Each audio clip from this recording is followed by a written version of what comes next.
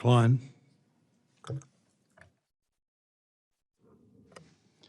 Thank you, Mr. Chairman. Thank you, Director, for being here. I wanted to ask about, continue to ask about the border and your involvement at the border in assisting with identification of individuals. You'd agree that it's a national security risk to allow individuals into the country who are not properly identified, correct? That does raise national security concerns, yes. Okay. The FBI has been engaged in DNA testing for several years of individuals crossing the border. In fact, DHS recently, or within the past few years, mandated that identification occur, correct? Yes. And when DHS rolled out that program, authorities found that about 19% of family units crossing were fraudulent. Does that sound about right? That part I don't have any reason to dispute it, but as I sit here right now, I can't remember that specific piece. Okay. Yeah. But failure to properly identify individuals coming across the border engaged in human trafficking, sex trafficking, child sex trafficking are attempting to evade identification, correct?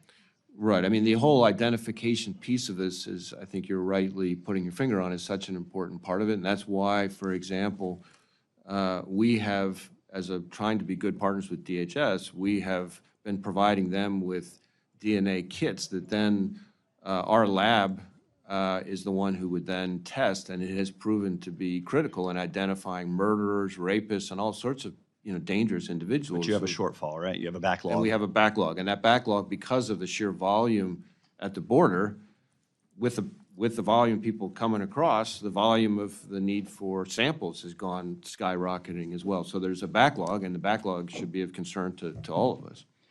Do you think it would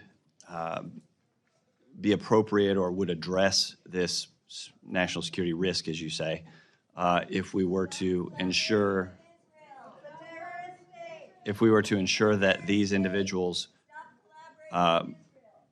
would not be released until their identification is complete? Well, certainly I think that's something we should be taking a look at. I mean, that gets into sort of DHS's authority, so I'm a little reluctant to, given the sheer number of things that are on our plate, before I start weighing in on what should be on somebody else's plate. But I will tell you that we have any number of instances where somebody who is of concern, where there wasn't adequate biometrics or other identification information at the time they came across, then later information is found that highlights why they're of concern, and then it's the FBI and our partners who have to then go try to find the person, take whatever action we can to disrupt the threat that person poses. So, okay, rather than ask if it should be mandated, let me ask it this way. Would it improve security at our border to ensure that only those who have been properly identified are released into the country? at least as I sit here right now, I don't see how that couldn't help. Okay. Thank you. I want to also ask about, you touched on it in your testimony, FISA Section 702. You've said that a warrant requirement would gut, I think was your term, compliance with the Fourth Amendment would gut a tool that you have. Is that essentially? Well, I did use the word gut, and I stand by it. I would say a couple things. First, when you say compliance with the Fourth Amendment, let's be clear. No court, as in none, has ever held that a warrant is required under the Fourth Amendment for the FBI to run queries of information that's already lawfully in our holdings under Section 702. And the only courts to have addressed the issue But isn't have that gone the other way. So that's one. But isn't that information, the intent of the law designed to provide the information of foreign nationals, not American citizens who are, and wouldn't that really be an end run around the statute, as you say, to lawfully obtain this information? No, I appreciate the question. I think the purpose of Section 702 is to identify foreign threats to us, to Americans. And so when you have, I'll give you an example to illustrate the point.